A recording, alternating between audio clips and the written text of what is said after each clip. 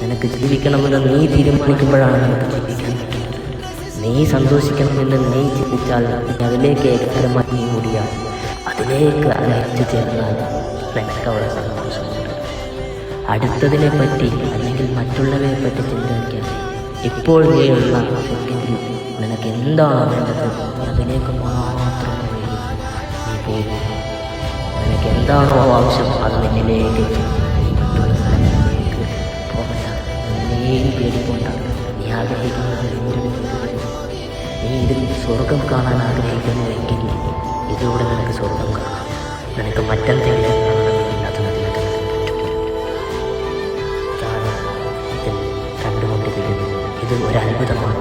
ഒരിക്കലും അത് നീ എന്താണോ ചിന്തിക്കുന്നത്, നീ എന്തിനാണോ വിശ്വസിക്കുന്നത് അതനുസരിച്ചായിരിക്കും.